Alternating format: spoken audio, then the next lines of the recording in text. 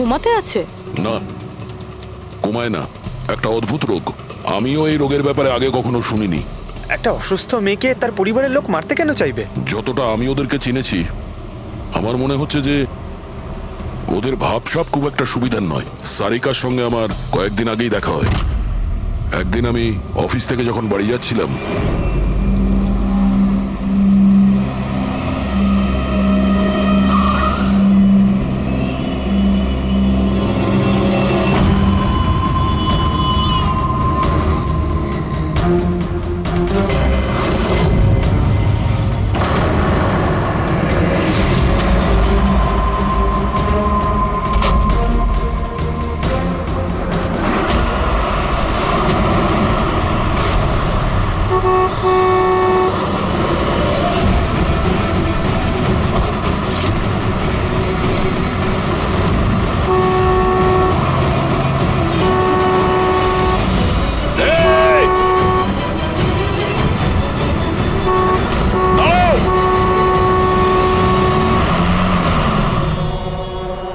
কি করছিলে তুমি?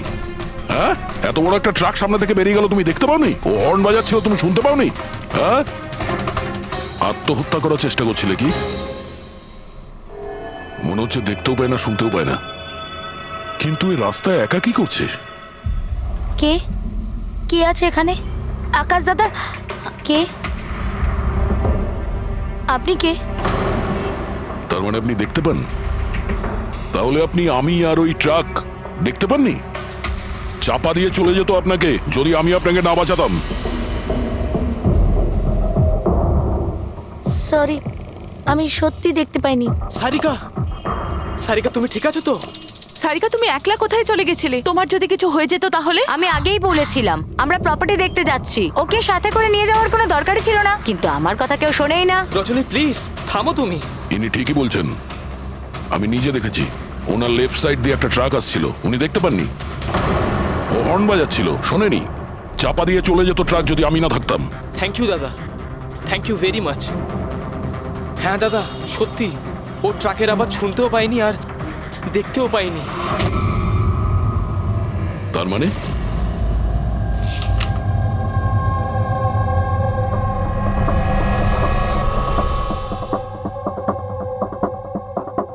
এইসব আপনি, মানে আপনার শুধু জিনিস আর সবার এই ডান দিকটা নজরে আসে না, শুধু বাঁ দিকটা নজরে আসে?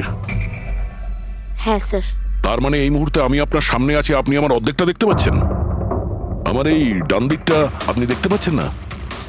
না স্যার, দেখতে পাই না।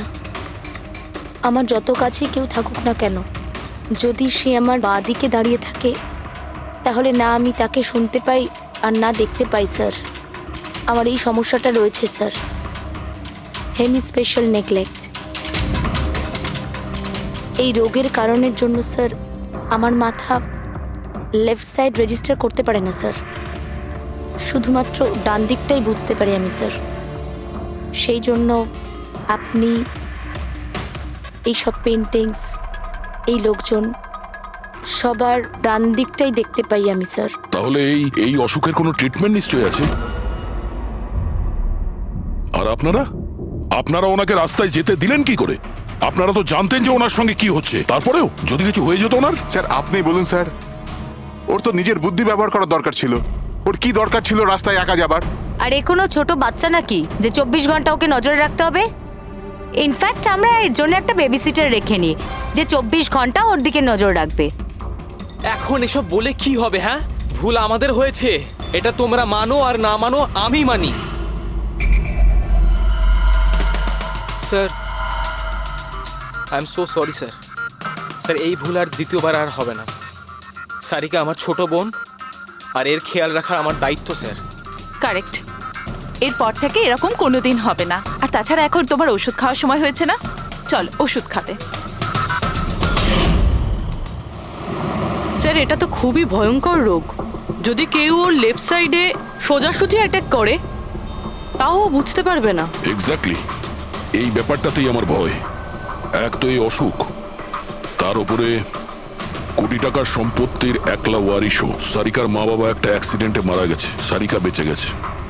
কিন্তু ওর এই হেমি স্পেশাল নেকলেট অসুখ হয়ে গেছে। ওর আশেপাশে ও দেখভাল করার জন্য তো অনেক লোক আছে, কিন্তু তার মধ্যে জানি না কতজন আছে যারা সৎভাবে ওর ওর ভালো চায়। এরকম কেন মনে হচ্ছে তোমার? অভিজিৎ, ওই উইল অনুযায়ী সারিকার পরে পুরো সম্পত্তি এই আত্মীয়দেরই পাওয়ার কথা। আর আমার প্রথম থেকেই এদেরকে খুব একটা ভালো লাগছে না। আর এই কিছুদিন আগে আমি ওর বার্থডে পার্টিতে গেছিলাম। চলো সারিকা, এবার কেকটা কাটো। দাদা আর 2 মিনিট ওয়েট করে যাই, দয়া স্যার হয়তো চলে আসবেন। আমি ওনাকেও ইনভাইট করেছি। অন্তত আমাদেরও বলতে পারতে। আরে কে কি বললো না ভাই? Oh I am so sorry, আসতে একটু দেরি হয়ে গেল। Many many happy returns of the day, happy birthday. I will take it, দাও। আপনি আপনাকে ঠিক চিনতে পারলাম না। আমি বলছি, এ হলো কৃতি। সারিকার মতো পেশেন্টদেরকে হ্যান্ডেল করার জন্য ইনি ট্রেনিং নিয়েছেন, আর আমি ইনাকে 24 ঘন্টা সারিকার সাথে থাকার জন্য অ্যাপয়েন্ট করেছি। আশা করি আপনি সারিকাকে নিয়ে আর চিন্তিত হবেন না। একদম। আর আমাদেরও মনে হয় যে কৃতি থাকলে সারিকা সেফ থাকবে। অ্যাবসলিউটলি। আমারই ভুল হয়েছে, শুধু আমার ভুল। আমার সারিকাকে ওদের ভরসায় ছাড়া উচিত হয়নি। আমার মেরে দিয়েছে হয়তো ওরা ওকে। বাড়ি এসে গেছে।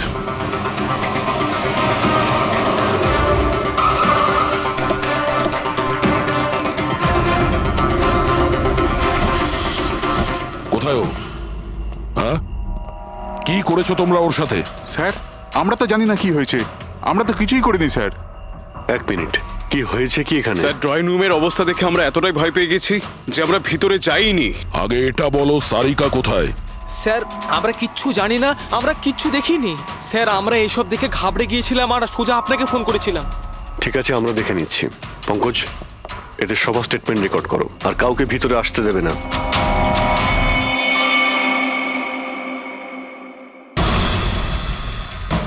সারিকা, সারিকা, কেউ আছেন? এখানে তো মনে হচ্ছে অনেক কিছুই হয়েছে। এত রক্ত তো কোনো একজনের হতেই পারে না।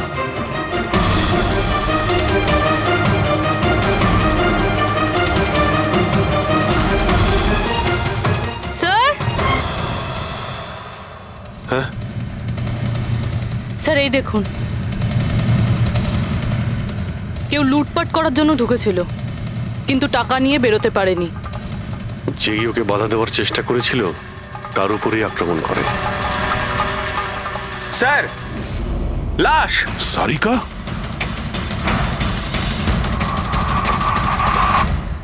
ও নো। মানালি তো এ। এরপর থেকে এরকম কোনোদিন হবে না। আর তাছাড়া এখন তোমার ওষুধ খাওয়ার সময় হয়েছে না? সারিকার ছোট বৌদি, জয়ন্তর স্ত্রী। তাহলে ও কোথায় আছে?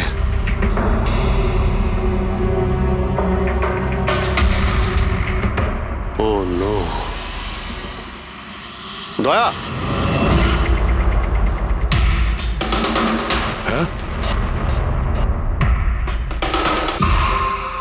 এ হলো কৃতি। সারিকার মতো পেশেন্টদেরকে হ্যান্ডেল করার জন্য ইনি ট্রেনিং নিয়েছেন। এটা তো কৃতি।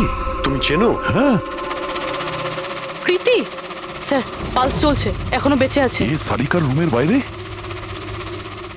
সারিকা, সারিকা। ফ্রেডি, এক্ষুনি অ্যাম্বুলেন্সের ব্যবস্থা করো, একে হসপিটালে পাঠাতে হবে। সারিকা, সারিকা,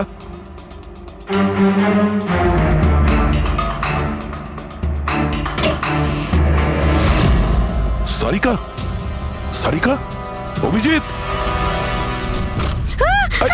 না না না না না, কিছু নেই, কিছু নেই। Relax, আমরা relax. সিআইডি থেকে এসো। রিল্যাক্স, বাইরে রিল্যাক্স। এসো, বাইরে এসো, বাইরে এসো।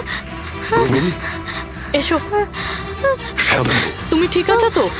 বসো, এখানে বসো। থ্যাংক গড, একে পাওয়া গেছে। তুমি ঠিক আছো? সবাইকে মেরে দিয়েছে, সবাইকে মেরে দিয়েছে স্যার। এক মিনিট, এক মিনিট। কে করেছে এসব? কে ছিল সে? দয়া স্যার, কি হয়েছিল? স্যার সবাইকে মেরে দিয়েছে স্যার। কে? মেরে দিয়েছে, কে? কে মেরেছে? মেরে দিয়েছে স্যার। আমার মনে হয় এক্ষুনি একে হসপিটালে পাঠানো উচিত। ওর মানসিক অবস্থা ঠিক নেই। ওটাই ঠিক হবে, মনে হচ্ছে শক পেয়েছে। মুরবি তোলো একে, ওঠো, ওঠো। আমার সাথে এসো।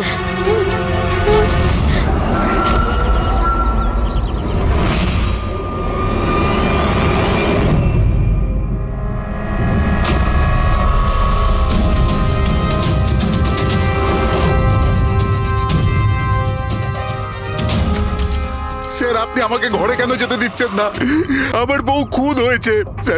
স্যার প্লিজ আমি একবার দেখতে চাই, শুধু একবার। মিস্টার জয়ন্ত, আপনার স্ত্রীর খুন হওয়ার জন্য আমরা খুব দুঃখিত, কিন্তু আমরা আপনাদেরকে ভেতরে যেতে দিতে পারি না। 3 জনের উপর হামলা হয়েছে, একজন মারা গেছে, একজন আহত, আর একজন শক পেয়েছে। আর আপনারা বলছেন যে আপনারা কিছুই জানেন না। হ্যাঁ, সত্যি আমরা কিচ্ছু জানি না স্যার। ইনফ্যাক্ট আমরা এখানে কেউ ছিলামই না স্যার। আমরা সবাই নিউ বোম্বেতে ছিলাম একটা পার্টিতে। কোন পার্টি?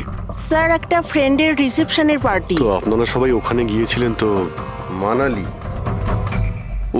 ও বাড়িতে কেন ছিল? স্যার মানালি আমাদের সঙ্গে গিয়েছিল। বাড়িতে শুধু সারিকা আর কৃতি ছিল, কারণ স্যার সারিকা শরীর খারাপ ছিল। কিন্তু স্যার এই পার্টি থেকে হঠাৎ মানালি কি করে হারিয়ে গেল আমরা কিচ্ছু জানি না স্যার। স্যার, হ্যাঁ পূরবী।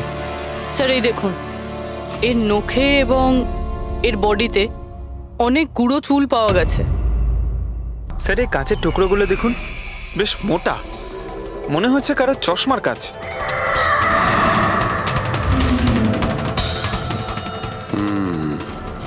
চশমারই মনে হচ্ছে। রেখে দাও সাবধানে। এই টেনে নিয়ে যাওয়ার চিহ্নের সঙ্গে রক্তের ফোঁটা।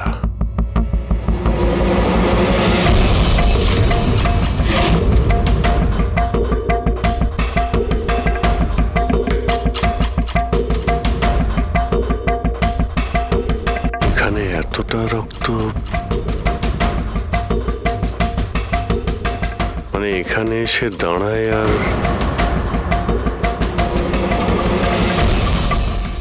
বাইকের চাকার দাগ। কেউ আহত অবস্থায় এখানে আসে আর বাইকে উঠে এখান থেকে বেরিয়ে যায়। আচ্ছা একটা কথা বলুন তো, আপনাদের মধ্যে বাইক কার কাছে আছে? বাইক? না স্যার বাইক তো কারুর কাছে নেই। আমাদের সবার কাছে নিজের পার্সোনাল গাড়ি আছে স্যার। এই বাড়িতে টোটাল 5টা কার আছে স্যার। কিন্তু অভিজিৎ, এটা কেন জিজ্ঞাসা করছো? কারণ কেউ খুবই আহত অবস্থায় বাইকে উঠে এখান থেকে চলে গেছে, আর আমার পুরো বিশ্বাস যে খুনি সেই। আই থিঙ্ক এর জবাব সারিকাই দিতে পারবে। ওর জ্ঞানটা একবার ফিরে আসুক। বাই দ্য ওয়ে, আপনাদের মধ্যে কি কারো চোট বা আঘাত লেগেছিল? আঘাত আমাদের? স্যার আপনার কথার মানে কি? আমাদের কেন চোট লাগবে? আপনারা আমাদেরকে সন্দেহ করছেন? যতক্ষণ এই কেসটা সলভ না হবে আমরা সবার উপরেই সন্দেহ করব। আর আপনারা যদি আমাদের সঙ্গে সহযোগিতা না করেন তাহলে আমাদের সন্দেহ আরো বেড়ে যাবে। হ্যাঁ, তাই প্লিজ কোঅপারেট।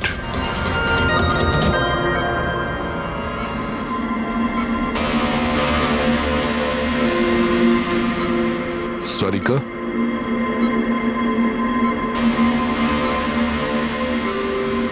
আচ্ছা তুমি কি ঠিক আছো? অভিজিৎ, সারিকা, দয়া স্যার। তুমি ঠিক আছো? স্যার মানালি বৌদি আর কৃতি স্যার।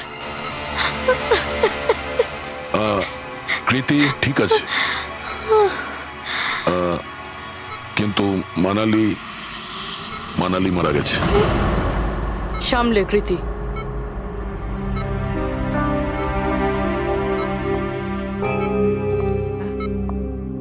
কৃতি, কৃতি তুমি ঠিক আছো তো? I am so glad you okay. Thank God তুমি ঠিক আছো।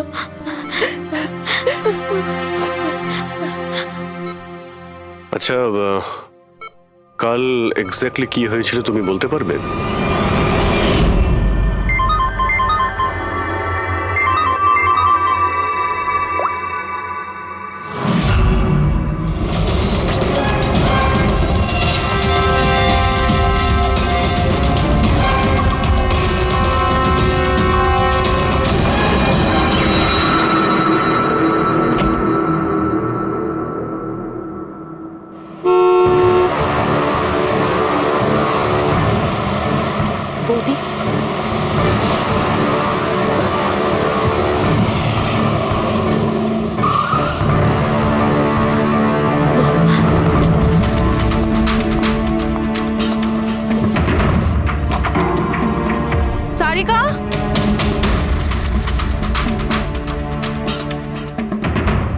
সারিকা, সারিকা কোথায় তুমি? বৌদি, সারিকা, সারিকা,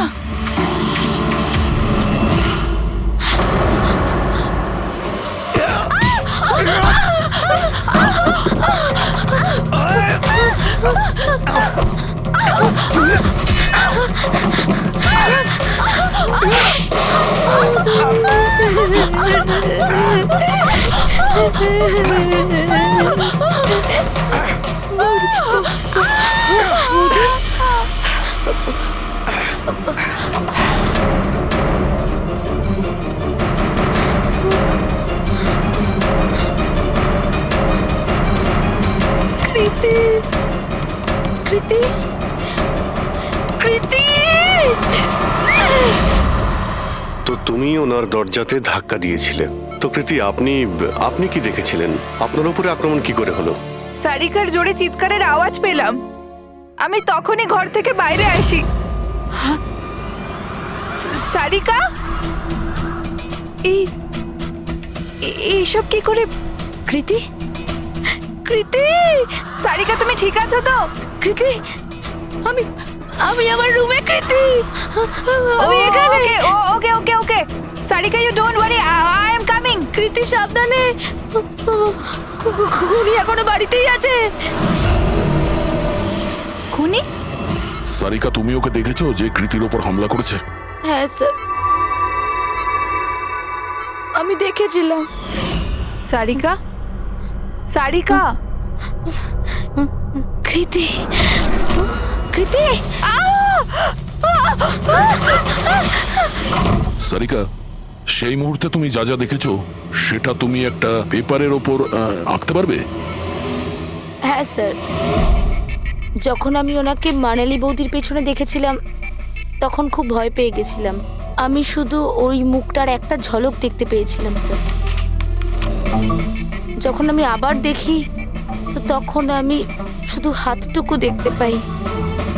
কৃতি আমার দিকে আসছিল আর তারপর পিছন থেকে হাত এলো, ওই হাতটা ওর ওপর হামলা করলো। লোকটা রেনকোট পরেছিল আর গ্লাভস আর একটা বড় চকপকি ঘড়ি, এই যে একেবারে সেরকমই হুবহু যেমনটা আমি দেখতে পেয়েছিলাম।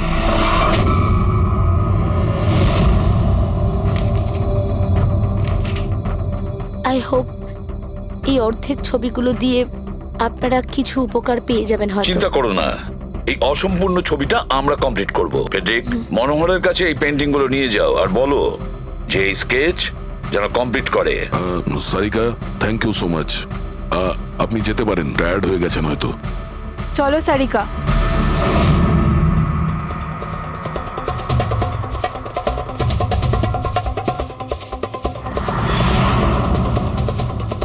এই লোকটাকে তো আগে কখনো দেখিনি স্যার। হতে পারে শুধু এই কাজের জন্যই হায়ার করা হয়েছিল। আর ঠিক সময়ে মানালি ওর প্ল্যানটা ভেস্তে দিল। খুব মন দিয়ে দেখো এই স্কেচটা। এটা সেই লোকটার ছবি যে মানালিকে খুন করেছিল। আপনারা কি একে কোনোদিন দেখেছেন? আমি তো বুঝতেই পারছি না আমাদের কেন সন্দেহ করা হচ্ছে। এক্স্যাক্টলি, আমরা সবাই সারিকার আপনজন, আর আজ আমরা বিজনেসের সব কাজ ছেড়ে এখানে এসেছি শুধুমাত্র সারিকার জন্য। আর আপনাদের মনে হচ্ছে আমরা ওকে মারতে চাইছি? স্যার যে মারা গেছে ও আমার বউ স্যার, আর সারিকা আমার বোনের মতো। স্যার, আমি যখন খুব ছোট ছিলাম আমার বাবা মা মারা গিয়েছিল। সারিকার বাবা মাই আমাকে আদর যত্ন করে বড় করে তুলেছে। আমি আজ যা কিছু হয়েছি ওনাদের দুজনের জন্যই হয়েছি। আর স্যার, আমি সারিকাকে আমার নিজের প্রাণের চেয়েও বেশি ভালোবাসি। এক্স্যাক্টলি, এক তো আমরা ওর জন্য নার্স রাখলাম আর আপনারা সবাই আমাদেরকেই সন্দেহ করছেন। হ্যাঁ, সন্দেহ করছি তোমাদের সবাইকে। আমি নিজের চোখে দেখেছি কতটা ভালোবাসো তোমরা ওকে। আপনারা সবাই ভালোভাবেই জানেন যদি ওই বেচারির কিছু হয় তাহলে ওর কয়েকশো কোটি টাকার সম্পত্তির তোমাদের সবার মধ্যে ভাগ হবে। ওকে বাড়িতে রেখে তোমরা সবাই পার্টিতে গিয়েছিলে। ওখানে মালিনী কোনো কথা শুনেছিল যে কোনো খুনি ওকে মারতে চলেছে। মালিনী কাউকে কিছু না বলেই নিজে ওকে সাবধান করে আর চলে যায় সেখানে যেখানে খুনি মানালিকে মেরে ফেলে। আর যদিও পার্টিতে এই কথাটা শুনে থাকে, তাহলে আপনাদের মধ্যে কেউ হবে? কেউ না? ঠিক আছে, তোমরা এখন যেতে পারো, কিন্তু একটা কথা ভালো করে মনে রাখবে, আমাদের কড়া নজর থাকবে তোমাদের উপরে। অভিজিৎ, দয়া, ও বলছিল মানালি ওকে ফোন করেছিল যে মানালি পুলিশ নিয়ে ওর বাড়িতে পৌঁছচ্ছে। এক্স্যাক্টলি স্যার, কিন্তু ও না আমাদের সঙ্গে কন্ট্যাক্ট করেছে না পুলিশের সঙ্গে। হতে পারে কেউ ওর পিছু নিয়েছিল, তাই হয়তো ও ভয় পেয়ে গিয়েছিল। একটা কাজ করি আমরা, পঙ্কজ পুরবি, ওই পার্টিতে যে কয়জন লোক এসেছিল ওদের প্রত্যেকের নাম আর ফোন নাম্বার বের করো, আর খোঁজ নাও ওই রাতে মানালির বাড়ির আশেপাশে ওদের মধ্যে কার ফোন অ্যাক্টিভ ছিল।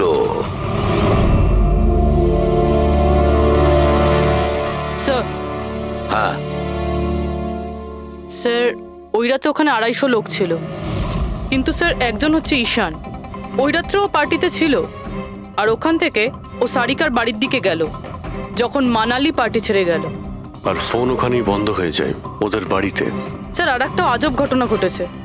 মানালি সেই রাতে ওই বাড়িতে ফোন করেইনি, বরং সেখান থেকে ব্যান্ড্রায় গিয়েছিল, কোয়াড্রাম, আর তারপর থেকে ফোনটা সুইচড অফ। মানালির সেলফোন তোর কাছেই ছিল ওই ক্রাইম সিনে?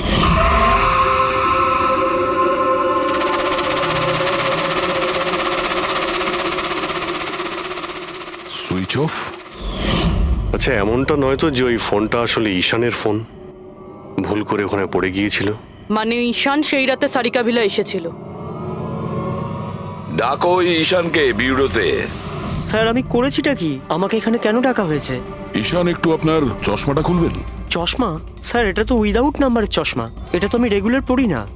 ডক্টর সালুকের কাছে নিয়ে যাও এটা। স্যার, আমাকে এটা তো বলুন, আমি করেছিটা কি? আমরা আপনাকে এখানে মানালি মার্ডার কেসের ব্যাপারে ডেকেছি। ক্রাইম সিনে আমরা চশমার ভাঙা কাঁচ পেয়েছি।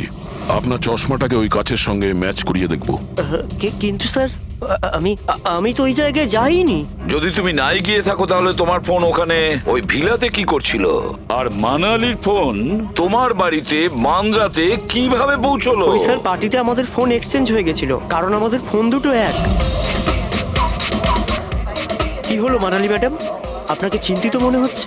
চিন্তিত আমি? না তো, আসলে আমি ওই জয়ন্ত আর আকাশকে খুঁজছিলাম। আপনি ওদের কোথাও দেখেছেন? হ্যাঁ, ওরা দুজন ভেতরেই হবে। আসলে কি হয়েছে, এত চেঁচামেচি আর এই ডিস্কোতে আমি কিছু বুঝেই উঠতে পারছি না। আপনি প্লিজ আমাকে একটু হেল্প করে দেবেন ওদের খুঁজে পেতে? আমি ওদের ভেতর থেকে আপনার কাছে পাঠাচ্ছি।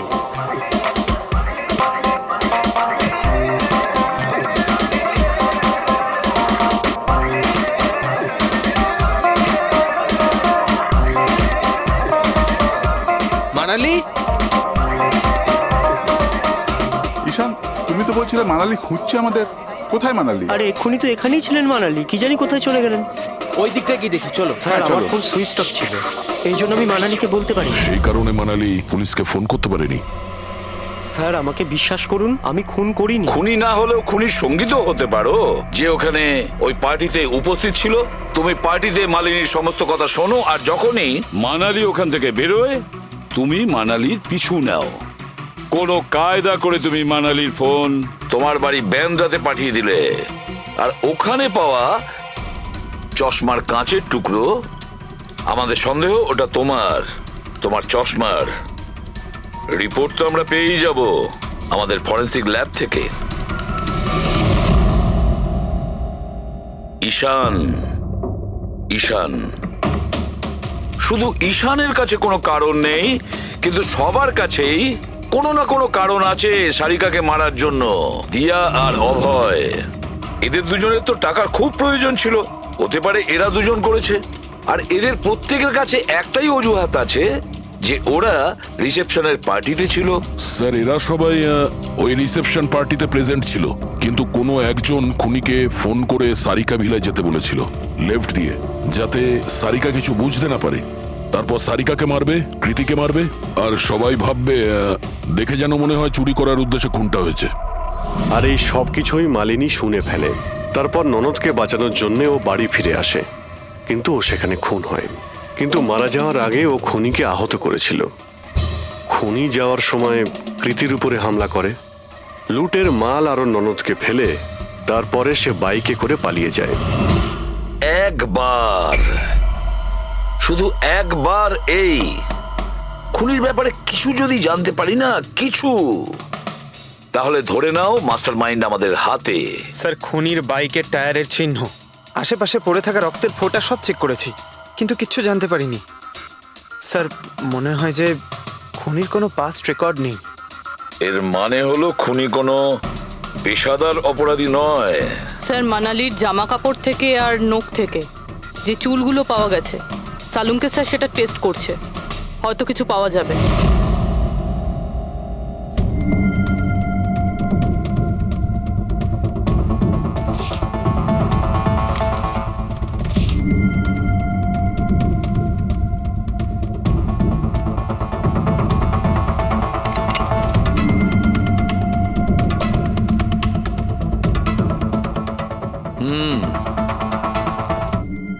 আমার আন্দাজ একদম ঠিক ছিল, এবার শুধু ডিএনএ রিপোর্টটা দরকার। হ্যাঁ সালুকে বস, হ্যাঁ একটা কথা ঠিক যে ঈশান খুনি নয়, কারণ ক্রাইম স্পট থেকে এই যে চশমার লেন্সের ভাঙা টুকরো পাওয়া গেছে, এইগুলো ঈশানের চশমার সঙ্গে ম্যাচ করছে না। এক তো ঈশানের চশমার পাওয়ার 0, আর দ্বিতীয়ত ঈশানের যে চশমাটা তার লেন্সগুলো একদম নর্মাল, কিন্তু এই লেন্সটা ফটোক্রোম্যাটিক, মানে রোদের সঙ্গে রং পাল্টায়। আচ্ছা, ওই যে রক্ত পাওয়া গিয়েছিল ওই বাইকে টায়ারের মার্কের কাছে, সেটা কি খুনির রক্ত? হ্যাঁ, ওই রক্তটা খুনিরই, যার বয়স 25 থেকে 30 বছরের মধ্যে। আর মানালির নখে যে চুলটা পাওয়া গেছে ওটা নিশ্চয়ই খুনির। আসলে বস, হাতাহাতি করবার সময় চুল গোড়া থেকে উপড়ে আসে, অথচ এই যে চুলটা, এটা উপড়ে আসেনি, কাটা হয়েছে। আর এইটা দেখো স্ক্রিনে, যতগুলো চুল আছে সব আলাদা আলাদা রকমের, কোনো চুল সিধে, কোনোটা কোঁকড়ানো, আর ওগুলো রং দেখো, প্রত্যেকটা চুলের রং আলাদা, কোনোটা কালো, কোনোটা ব্রাউন, কোনোটা ডার্ক ব্রাউন, আর ওই গোল্ডেনও আছে। এই চুলগুলো একটা লোকের হতেই পারে না। আলাদা আলাদা লোকের চুল? হ্যাঁ দয়া, এই চুল থেকে আমরা বিভিন্ন ধরনের কেমিক্যাল পেয়েছি, যেমন হচ্ছে কেরাটিন, ফিফটাইন, আর অনেক কিছু। আমার মনে হচ্ছে না যে এই চুলগুলো কোনো একজন লোকের মাথার চুল। Hello, oh good, very good, thank you very much, good news, bye. DNA টেস্টের রিপোর্ট, এই রিপোর্ট এই বিষয়টা কনফার্ম করছে যে এই যে চুলগুলো সেগুলো কোনো একজন ব্যক্তির চুল নয়। যে লোকটার ড্রেসের ওপর আলাদা আলাদা চুল আছে, আলাদা আলাদা লোকের কাটা চুল, সেই লোক কোনো বড় সেলুনে কাজ করে, হেয়ার স্টাইলিস্টের।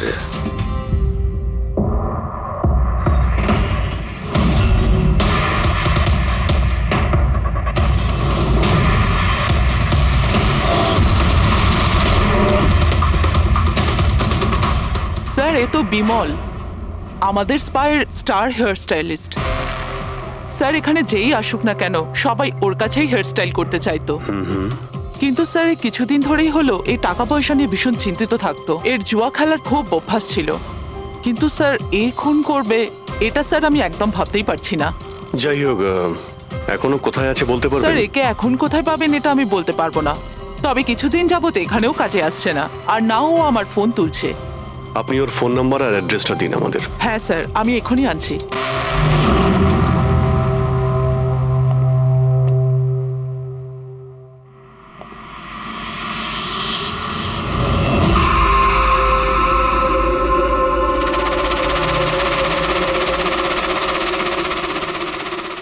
ও নো, এ তো গেছে। বিষ খেয়েছে। এখানে আঘাত লেগেছে, আর এই কাঁধেও নখের চিহ্ন। মানে এই হলো সেই যে মানালিকে খুন করেছে। দেখো কিছু পাওয়া যায় কিনা।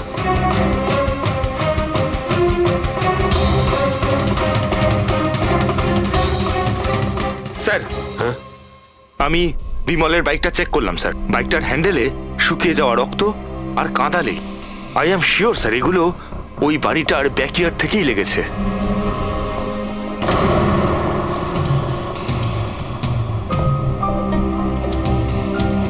স্যার স্যার এই ভেঙে যাওয়া চশমা আর এই রেনকোট পেয়েছি। রেনকোটে রক্ত লেগে আছে।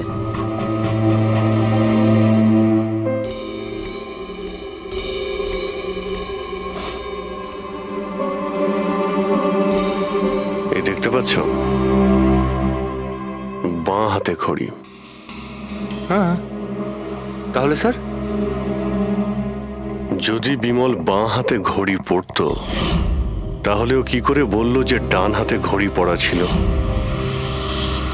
রাতে পার্টিতে মানালি কেউ সারিকাকে খুন করবে সেই আলোচনা শুনে ফেলে, আর তখন মানালি ঈশানের কাছে সাহায্য চায়।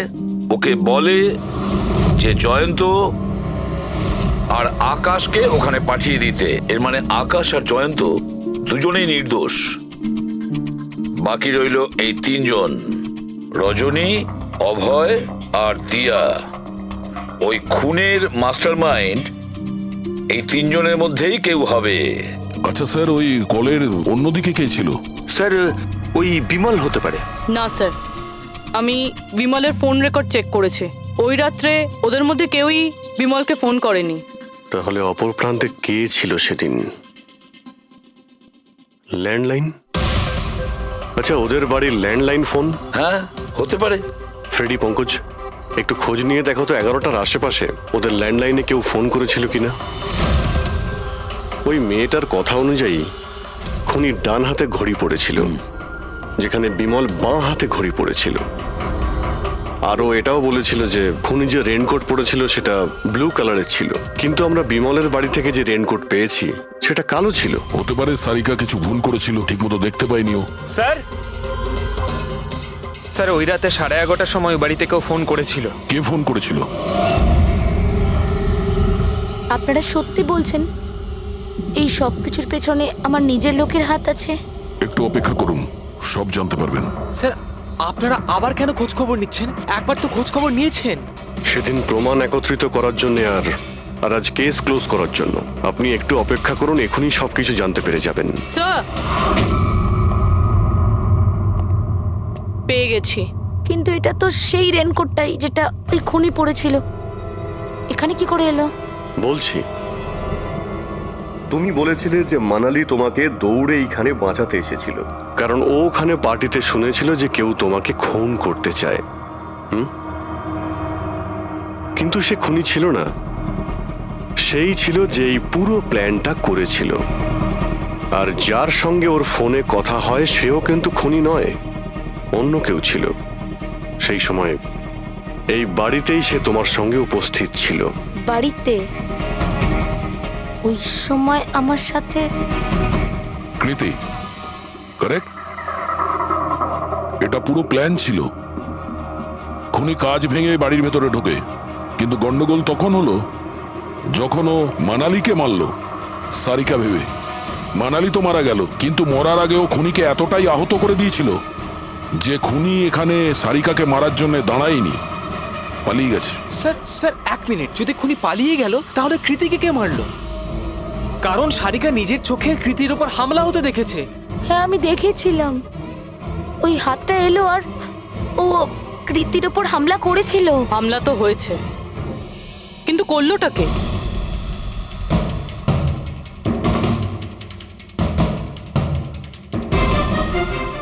আপনারা সবাই আমাকে এভাবে কেন দেখছেন? এর উত্তর তো শুধু তুমিই দিতে পারবে কৃতি। ও রাত ঠিক 10:30টার সময় শুয়ে পড়েছিল। আর মানালি কাউকে ফোনে কথা বলতে শুনেছিল রাত 11:10 আর সেই ফোনটা এসেছিল এই বাড়ির ল্যান্ডলাইনে। কে রিসিভ করেছিল সেই কলটা? যদি আমরা এটা মেনেও নিই যে বিমল তোমার ওপর হামলা করেছে, তাহলে ও তোমাকে বাঁচিয়ে রাখলো কেন? ও মানালিকে এত নৃশংসভাবে মারলো, আর তোমাকে শুধু এই একটা আঘাত কেন? ও সারিকাকে কেন মারলো না? আর এই চুরি করা টাকা ছেড়ে পালালো কেন? আর সব থেকে বড় প্রশ্ন, ও ও খুনিকে এই ব্লু কালারের জ্যাকেট পরে থাকতে কি করে দেখলো? কি করে দেখলো সেই ঘড়িটা যা বিমল লেফট হ্যান্ডে পড়তো, রাইট হ্যান্ডে নয়? বিমলের রেইনকোটের কালার ছিল ব্ল্যাক।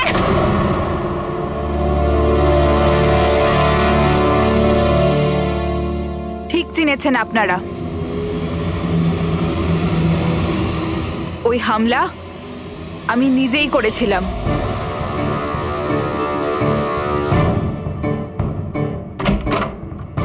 সারিকা, সারিকা কোথায় তুমি? মানালি এখানে এই সময়? Sarika,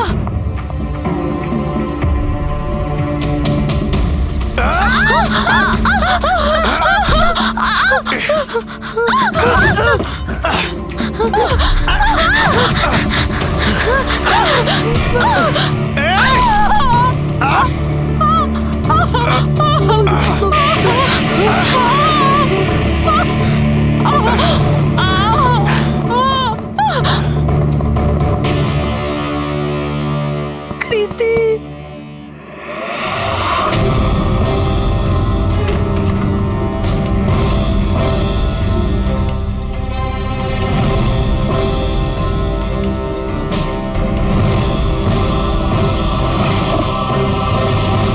I am coming, Sarika, don't worry.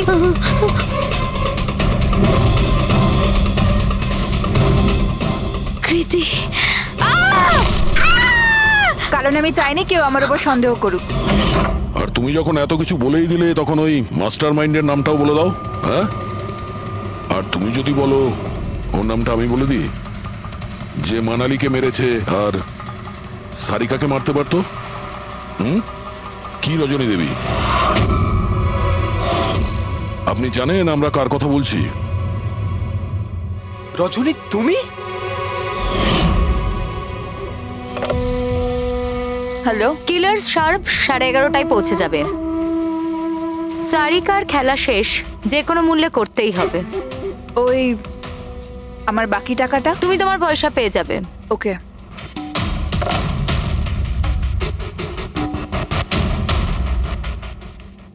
রজনী, তোমার জন্য আমি আমার বউকে... আমার পয়সার দরকার ছিল। সারিকার বেবি সিটিং করতে করতে আমি হাঁপিয়ে উঠেছিলাম। আর এইসব তোমার জন্য হয়েছে আকাশ। তোমার জন্য আমরা সবাই সারিকার আয়া হয়েছিলাম। আমাকে আমার জীবন যাপন করতে হতো আগের মতো। এই জন্য আমি প্ল্যান করেছিলাম আর কৃতিকে বাড়িতে নিয়ে এসেছিলাম। পার্টিতে যাওয়াও আগে থেকেই ঠিক ছিল, যাতে আমি সময় পাই প্ল্যান করার। সব ঠিক চলছিল, শুধু বিমলের ব্যাপারে একটু ভুল হয়ে গেল। না হলে এত কিছু হয়ে যাওয়ার পরেও দেখছি তোমার কোনো অনুতাপ নেই, বরং নিজের প্ল্যান নিয়ে গর্ব করছো। তুমি অনেক সময় পাবে নিজের প্ল্যানের ভুল ত্রুটি ধরার, কারণ তোমার এই বাকি জীবন এবার তোমাকে জেলের মধ্যে বসেই কাটাতে হবে।